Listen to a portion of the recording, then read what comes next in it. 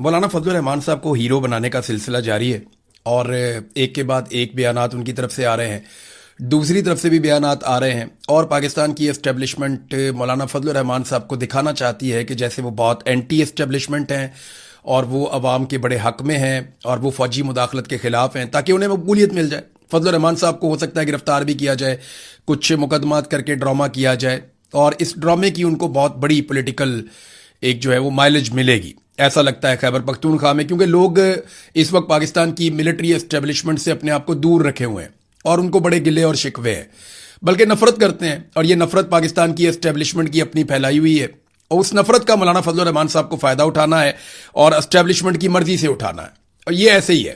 فضل الرحمان صاحب کا جو موقف ہے وہ ٹھیک ہے، موقف کی حمایت ضرور کی جائے گی اور سب کو کرنی چاہیے کہ ان کا موقف یہ والا ٹھیک ہے، لیکن فضل الرحمان صاحب کا جو کردار ہے وہ ہمیشہ سے مشکوک رہا ہے۔ فضل الرحمان صاحب نے اپنے کردار کو جس طریقے سے ہمیشہ وہ یو ٹرن لیتے ہیں اس سے مشکوک خود بنا دیا ہے۔ فضل الرحمان صاحب ماضی میں خود یہ اعتراف کرتے رہے کہ میں نے جرنیلوں کے کہنے پر کام کیا، میں نے جرنیلوں کے کہنے پہ حکومت گرائی، میں نے جرنیلوں کے کہنے پہ حکومت بنائی، اور وہ ساری چیزوں کے اندر شامل تھے جو گند پاکستان کے ساتھ مارا گیا، ایک دفعہ نہیں کئی مرتبہ مارا گیا، اور ہمیشہ فضل الرحمان صاحب اسٹیبلشمنٹ کی بی ٹیم کے طور پہ کام کرتے رہے، اکثر اسٹیبلشمنٹ کی اے ٹیم کے طور پہ بھی کام کرتے رہے، اور اسٹیبلشمنٹ مولانا فضل الرحمان اسٹیٹس کو یہ سارا کچھ ایک ہی ہے۔ لیکن فی الحال ہیرو گیری کا ایک سلسلہ جاری ہے، مولانا فضل الرحمان صاحب کو مارکیٹ میں لانچ کیا گیا ہے اینٹی اسٹیبلشمنٹ انقلابی ہیرو بنا کر۔ لوگ اس پہ بلیو نہیں کرتے، میں نے سروے کروایا تھا تو 90% لگ بھگ لوگ یہ کہہ رہے ہیں کہ فضل الرحمان صاحب بالکل انقلابی آدمی نہیں ہے اور یہ ساری جال سازی ہے۔ اب فضل الرحمان صاحب نے ایک اور سٹیٹمنٹ دیا، انہوں نے کہا جی کہ میں ان کی کھوپڑیوں کے اندر ان کے مغز کو جانتا ہوں۔ ہاں جی، آپ نے ان کے ساتھ ٹائم گزارا ہوا ہے تو آپ نہیں جانیں گے تو کون جانے گا؟ یہ جال ساز ہے، ہمیں اتنا معلوم ہو گیا ہے کہ اصل رکاوٹ کہاں پہ ہے، اسی لیے نشانے پر وہی لوگ ہیں، یعنی یہ اسٹیبلشمنٹ کا کہہ رہے ہیں کہ جناب رکاوٹ یہاں پہ ہے فوج میں، تو ہم نشانے پہ بھی ہم نے ان کو رکھا ہوا ہے، دین اسلام اور تعلیمات پر کوئی کمپرومائز نہیں ہونے دیں گے۔ اچھا، یہ فٹافٹ مولوی جو ہے نا، یہ اسلام کو بیچ میں لے آتے ہیں، جب بھی کبھی مولوی کا معاملہ آتا ہے نا، مولوی فٹافٹ اسلام کو بیچ میں ڈالتا ہے، فوج کا معاملہ آئے گا نا وہ فوراً غداری کا فتویٰ دیں گے، یعنی جیسے ہی آپ ملٹری اسٹیبلشمنٹ فوجی جرنیل کے خلاف آپ کوئی بات کریں گے تو آپ فوری طور پہ غدار قرار دے دیا جائے گا آپ کو۔ فوجی کے ساتھ آپ کی لڑائی ہو گئی تو وہ کہے گا جی آپ غدار ہیں، کسی فوجی کے ساتھ آپ کا ذاتی معاملہ بھی ہو جائے گا نا، لڑائی جھگڑا ہو جائے گا، وہ کہے گا غدار ہے، ریٹائر فوجی کے ساتھ بھی ہو جائے گا نا، وہ کہے گا تم تو وہی غدار۔ تو فوجی کے پاس جو سب سے بڑا ہتھیار ہوتا ہے وہ کہتا ہے غدار ہے۔ سیاستدان جو ہے اس کے ساتھ آپ کی لڑائی ہو جائے گی، وہ کہے گا تم کرپٹ ہو، تم کرپٹ ہو۔ اور اسی طرح مولوی کے ساتھ آپ کی لڑائی ہو جائے گی، وہ کہے گا تم اسلام کے دشمن ہو اور تم دین کے خلاف سازش کر رہے ہو۔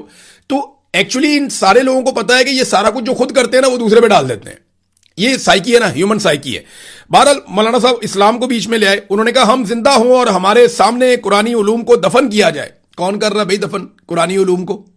تھوڑا عرصہ پہلے تو آپ کہہ رہے تھے فیلڈ مارشل عاصم منیر حافظ قرآن ہے اور آپ ان کی تعریفیں کر رہے تھے، اب آپ کہہ رہے ہیں جی قرآنی علوم کو دفن کر رہے ہیں، تو یہ آپ کیسے کہہ سکتے ہیں؟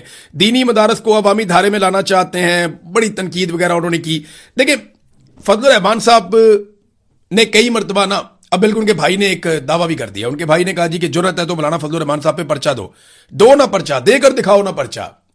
دیکھیں جو فضل الرحمان نے سٹیٹمنٹ دیا نا، اس کا آدھے سے آدھا سٹیٹمنٹ اگر عمران خان، بشرا بی بی، علیمہ خانم یا کوئی اور دے دیتا، یا کوئی ایمان مزاری جیسی پاکستان کی بیٹی دے دیتی، یا مارنگ بلوچ جیسی بلوچوں کی، پاکستانیوں کی ایک قابل فخر بیٹی اس طرح کا کوئی سٹیٹمنٹ دے دیتی، یا یاسمین راشد صاحبہ جو اس وقت ایک ماں کی طرح دکھائی دیتی ہے پاکستانیوں کو، یا وہ ایسا کوئی سٹیٹمنٹ دے دیتی، تو اب تک پرچوں پہ پرچے اور گرفتاریوں پہ گرفتاریاں ہو جاتی ہیں۔ لیکن مولانا فضل الرحمان صاحب کے خلاف یہ نہیں کیا جا رہا، لیکن ڈیمانڈ ان کی پارٹی کی طرف سے آ رہی ہے کہ یار بات بن نہیں رہی، ہم نے کافی زور لگایا ہے اینٹی اسٹیبلشمنٹ بیانیہ بنانے کا، لوگ یقین نہیں کر رہے، لہذا اب گرفتاری کریں، آپ پرچہ دیں۔ تو اب ان کا بھائی جو ہے وہ چیخ کے کہہ رہا ہے کہ جرت ہے تو مولانا فضل الرحمان پہ پرچہ دو نہ پرچہ دیتے کیوں نہیں ہے، پرچہ دو۔ اور ان کا بیٹا بھی الگ سے سخت تقاریر کر رہا ہے، ان کا بھائی بھی الگ سے سخت تقاریر کر رہا ہے، اور بلکہ ان کے بھائی نے کہا وہاں پہ سینٹ میں کھڑے ہو کر کہ قبائلی لشکر بنانے کا کیوں کہہ رہے ہو، کیا وجہ ہے قبائلی لشکر بنانے کا کہتے ہو؟ اتنی بڑی فوج ہے، اتنی بڑی پولیس ہے، ایف سی ہے، رینجرز ہیں، سب ہے۔ یہ بات بلکہ محمود خان اچکزئی نے بھی کی ہے، یہ سب لوگ یہ بات کر رہے ہیں کہ قبائلی لشکر کیوں بنائیں۔ اچکزئی صاحب نے تو حوالہ دیا میٹنگ کا کہ جہاں پہ اعلیٰ سطحی میٹنگ میں کہا گیا قبائلیوں کو، لوگوں کو کہ جناب آپ بنائیں جرگے، آپ بنائیں وہ لشکر بنائیں، آپ لشکر بنائیں، ہتھیار آپ اٹھائیں، ہم آپ کے ساتھ ہیں۔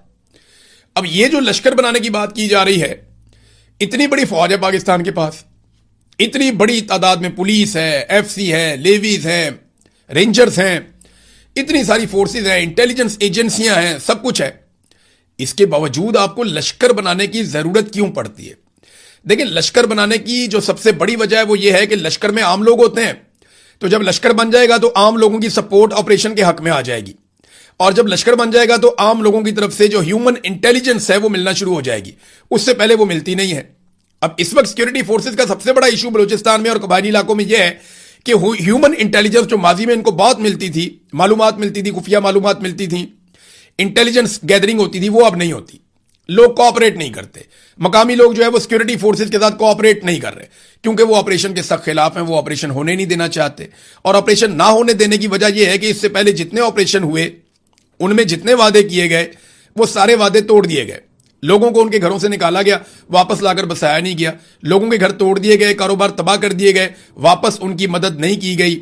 لوگوں کے ساتھ جتنے بھی وعدے کیے وہ پورے نہیں کیے، بلکہ جو لوگ لشکر بنا رہے تھے وہ لوگ ٹارگٹ کلنگ میں بعد میں مارے گئے. لہذا اب لوگ آپریشن کے خلاف ہو چکے ہیں.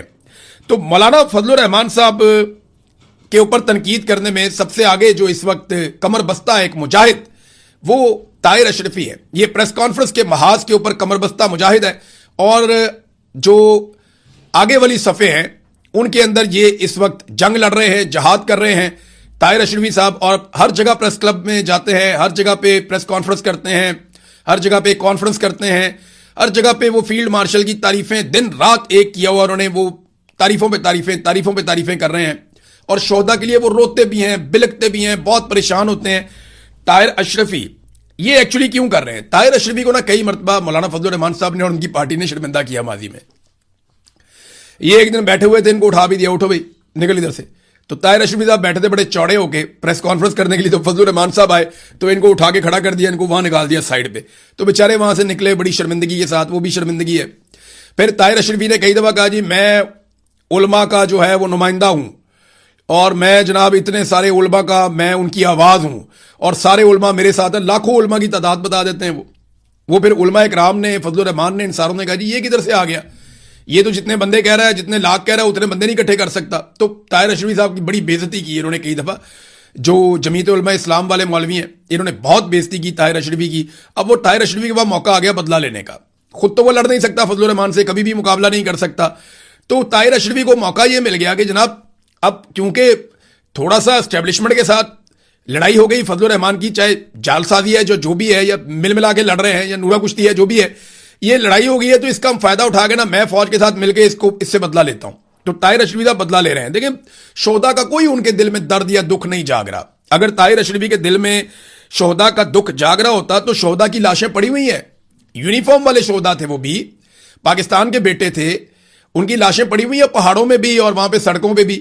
جا کے ان کی لاشوں پہ بیٹھ کے نوحہ خوانی کرے، وہاں پہ جا کے روئے، وہاں پہ جا کے کہے کہ جناب یہ لاشیں میرے شہداء کی ہیں، جا کر ان کے ماتم کرے نا، وہاں پہ جا کے روئے، وہاں پہ جا کر کہے. کسی اور شہر میں، کراچی میں، اسلام آباد میں، لاہور میں بیٹھ کے پریس کانفرنس میں رونے سے بہتر ہے کہ طاہر اشرفی نے اگر رونا ہے تو وہ کوئٹہ میں اس سڑک پہ چلا جائے جہاں پہ اس وقت 30 سے زائد شہداء کی لاشیں پڑی ہوئی ہیں اور لوائقین بیٹھے ہوئے ہیں، اور وہ بتا رہے ہیں کہ ہمارے ساتھ کیا ہوا. وہ ایک بہن ہے، اس نے بتایا کہ اس کے بھائی کے لیے ایمبولینس بھی نہیں دی. یہ باقاعدہ سٹیٹمنٹ ہے میرے پاس. وہ بہن بتا رہی ہے کہ میرے بھائی کے لیے ایمبولینس بھی نہیں دی، اور ہم ایمبولینس مانگ رہے تھے، سرکار نے ہمیں ایمبولینس بھی نہیں دی اور منع کر دیا. یعنی اگر تم ہمیں لاشیں نہیں دو گے تصویریں بنانے کے لیے، ویڈیوز بنانے کے لیے، تو ہم تمہاری لاشوں کے لیے ایمبولینس بھی نہیں دیں گے. اور اس بہن نے جو بات کی وہ بڑی تکلیف دہ ہے، بہت زیادہ تکلیف دہ ہے. اس نے بتایا کہ ہم نے شادی والا جوڑا بیچا ہے، جو مہنگے کپڑے تھے وہ کپڑے بیچے، اور وہ کپڑے بیچنے کے بعد ہم نے گاڑی لی ہے. 15,000 روپے میں ہم نے وہ کپڑے بیچے، اور 15,000 روپے میں کپڑے بیچنے کے بعد ہم نے وہ گاڑی لی ہے کرائے پہ، اور اس کے اوپر ہم اپنے بھائی کی لاش کو لے کر گئے ہیں. یہ شہداء کے ساتھ کیا جا رہا ہے، یہ توہین نہیں ہے شہداء کی. اس پہ طاہر اشرفی ایک لفظ نہیں بولے گا. یہ صرف فضل الرحمان سے اپنا سکور سیٹل کر رہے ہیں اور کوئی مسئلہ نہیں ہے. شادی کا جوڑا دے کر 15,000 روپے حاصل کیے اور بھائی کی میت لانے والی گاڑی کا کرایہ ادا کیا. یہ بہن کے الفاظ ہیں. تو یہاں پہ کیوں نہیں روتا طاہر اشرفی؟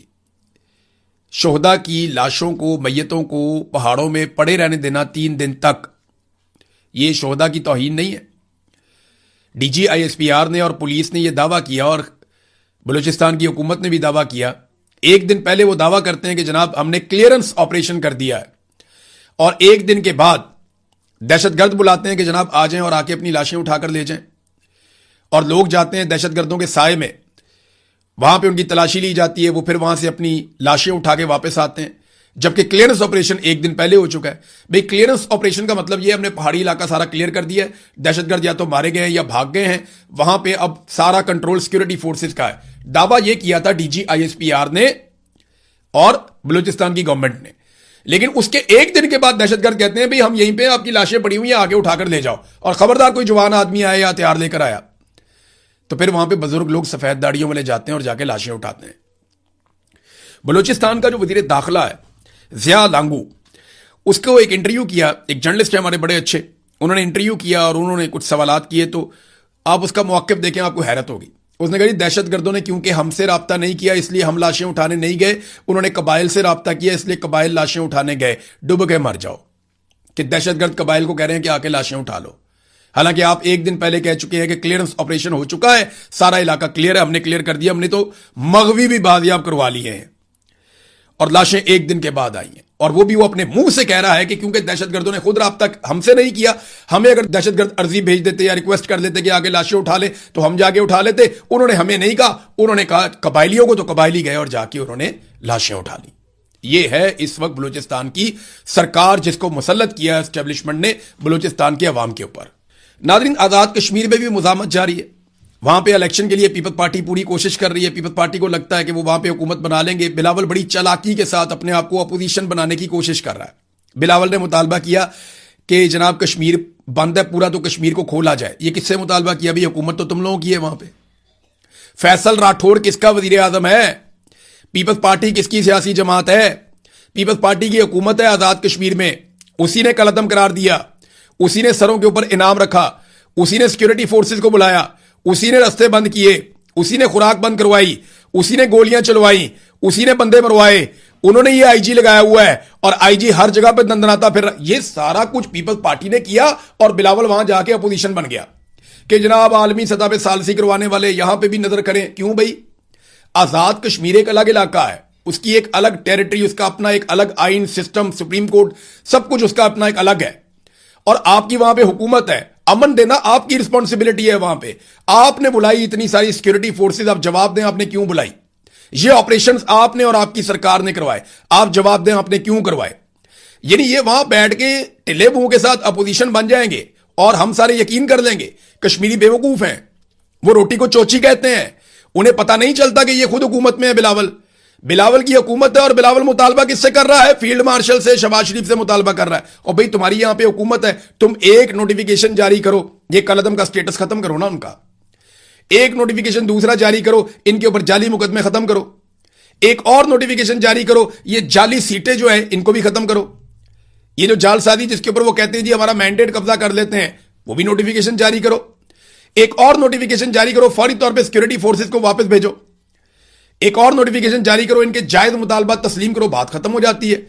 بھئی حکومت میں بیٹھ کے کس سے ڈیمانڈ کر رہا ہے؟ یہ بلاول کی چالاکی ہے. وہ حکومت میں بھی بیٹھتا ہے اور اپوزیشن بھی بنتا ہے. اسی طرح وہ وفاقی حکومت میں ہر طرح کی سپورٹ دے گا, بجٹ بھی پاس کروائے گا, اسٹیبلشمنٹ کے ہاتھ بھی مضبوط کرے گا. وہ بڑے زرداری نے کہا بھی تھا, تو بلاول زرداری نے یہی سارے کام کیے ہیں. لیکن بڑی چالاکی کے ساتھ یہ اپوزیشن بننے کا ڈرامہ بھی کرتے ہیں کہ ہماری سیاست زندہ رہے. لیکن کشمیری بڑے تیز ہیں. سردار تنویر الیاس یہ زیادہ حلقوں سے الیکشن لڑ رہے ہیں.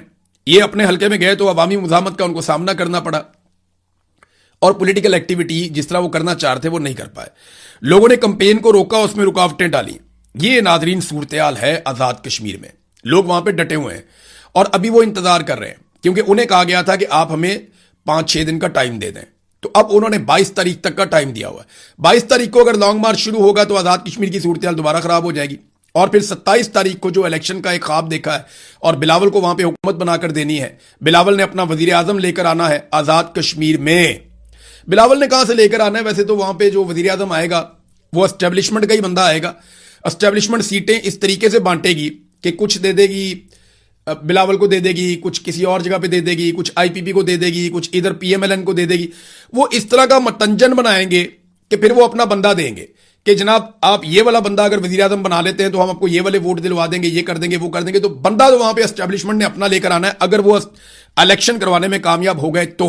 اور اگر الیکشن کا پوری طرح سے بائیکاٹ کر دیا آزاد کشمیر کے عوام نے کہ نو رائٹس نو ووٹ, نو جسٹس نو ووٹ, آپ انصاف نہیں دے سکتے, ہمارے حقوق نہیں دے سکتے, تو ہم ووٹ نہیں دے سکتے. اگر آزاد کشمیر نے یہ رویہ اپنا لیا تو اور بڑی مصیبت بنے گی. جاوید ہاشمی صاحب کی ایک ویڈیو میں دیکھ رہا تھا. اب اس ویڈیو کی میں تصدیق اس لیے نہیں کر سکتا کہ میں نے صرف ان کے اکاؤنٹ کے اوپر یہ ویڈیو دیکھی, اور 1 گھنٹہ پہلے جب میں ویڈیو ریکارڈ کر رہا ہوں اس سے 1 گھنٹہ پہلے انہوں نے یہ ویڈیو پوسٹ کی. اس میں بتاتے ہیں جی ہمارے علاقے کی بجلی کاٹ دی گئی ہے, بہت سارے گھروں کے میٹر اتار دیے گئے ہیں, 30-40 کے قریب جو ہے وہ ڈبل کیبن ڈالے آ گئے ہیں, رینجرز ہے اور پولیس ہے, اور یہ مجھے گرفتار کرنا چاہتے ہیں. تو میں گرفتاری دینے کے لیے تیار ہوں, میں نے اپنا سامان تیار کر لیا, مجھے کسی قسم کی دقت نہیں ہے.